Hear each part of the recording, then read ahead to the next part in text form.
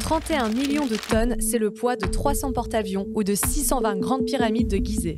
C'est aussi ce que les Français produisent en déchets par an. Yaourt, canettes, boîtes de conserve, emballage de fast-food, bouteilles de jus de fruits, bouteilles de vin, couverts Uber Eats, barquettes de traiteur, gel douche, dentifrice, shampoing, crème hydratante, colis Amazon. En France, les déchets représentent 4% des émissions de gaz à effet de serre, soit 3 fois plus que les vols intérieurs. Dans ces déchets, 83 kilos seraient les nôtres, et soit 2190 emballages utilisés par an par personne. Une grande partie de ces déchets est principalement composée de plastique s'ils n'en sont pas recouverts. Et en étant en contact avec notre nourriture, ils entrent dans notre corps. On connaît tous cet exemple frappant. On consommerait l'équivalent plastique d'une carte bancaire par semaine. Et ça, c'est pas très bon pour la santé. Des solutions très concrètes existent pour s'en débarrasser une bonne fois pour toutes. Et la bonne nouvelle, c'est qu'elles sont pratiques et surtout économiques. La première est accessible à tous. C'est la réduction des emballages à la source. Une solution majeure repose sur le concept simple de réemploi des contenants au quotidien. Sur une journée de travail au bureau par exemple, lorsqu'on prend un repas à emporter, apporter son propre Tupperware permettrait d'éviter 14 millions d'emballages par an. Au bureau, il suffit de se munir d'une gourde, d'un mug pour le thé ou le café, ainsi que ses propres couverts réutilisables pour avoir un vrai impact sur l'industrie de l'emballage et réduire notre contact au plastique. Lorsqu'on fait ses courses, une solution est de se tourner vers les produits vendus en vrac en venant avec des contenants réutilisables. En achetant en vrac, on peut réduire la taille de sa poubelle jusqu'à 70%. Cela passe par les pâtes, les œufs, les céréales, les fruits et légumes, mais aussi les shampoings ou produits ménagers que l'on peut remplir directement en magasin ou acheter en format solide. En soirée et festival, se faire servir avec son Eco-Cup permet également d'éviter ces déchets et on sait qu'on en a tous une dizaine chez nous. La bonne nouvelle, c'est que le réemploi nous fait aussi faire des économies. En moyenne, certains produits comme la lessive reviennent à 15 fois moins cher. Pour les emballages non évitables, en te tournant vers des alternatives comme le carton recyclable, les matériaux biodégradables ou emballages comestibles, tu peux jouer un rôle dans la fin de l'emballage à usage unique et ton exposition au plastique. Une dernière solution majeure repose sur le système de consigne pour les bouteilles en plastique et en verre. Il s'agit d'un grand comeback modernisé d'un système qui fonctionne. Les consignes encouragent les citoyens à ramener leurs bouteilles usagées pour qu'elles soient non pas recyclées, c'est-à-dire détruites pour reproduire du neuf, mais nettoyées et réutilisées telles quelles.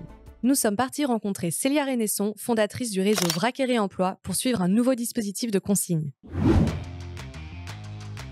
Bonjour, je suis Célia Rennesson, la cofondatrice et directrice de Réseau Vrac et Réemploi.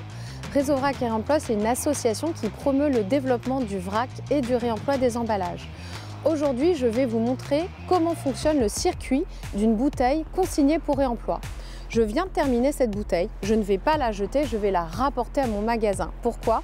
Parce qu'elle possède ce sigle-là qui signifie que la bouteille doit être rapportée. Donc ici, le magasin est équipé d'un bac pour recevoir les bouteilles. Je dépose la mienne qui est vide et elle va être collectée par l'usine de lavage qui va ensuite la nettoyer. Voilà, donc on a déposé notre bouteille de bière vide chez Biocop et maintenant la bouteille vient d'arriver au centre de lavage où elle va être ici stockée, triée, lavée, nettoyée, séchée et prête à repartir pour un nouveau cycle. Alors cette bouteille va passer dans une laveuse où elle va prendre un bain à 80 degrés avec de la soude.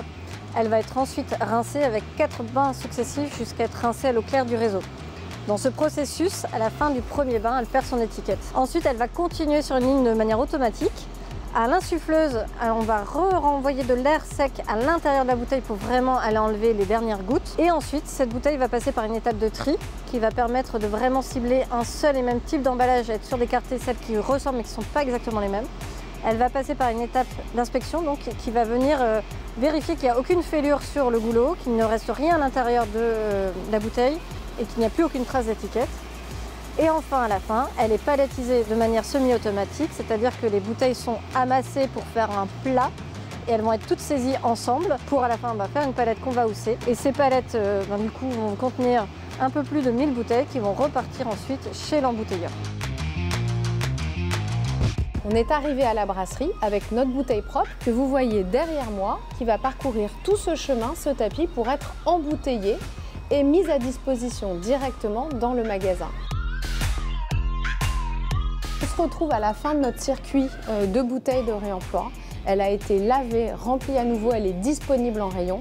Cette bouteille, elle a l'air de ressembler à toutes les autres et pourtant elle a une particularité, c'est qu'elle a été réemployée de multiples fois. Et ce réemploi, qu'est-ce qu'il a permis d'économiser? Moins 77% d'énergie, 79% de CO2 et moins 51% d'eau. C'est ça aujourd'hui le secret de la consigne pour réemploi.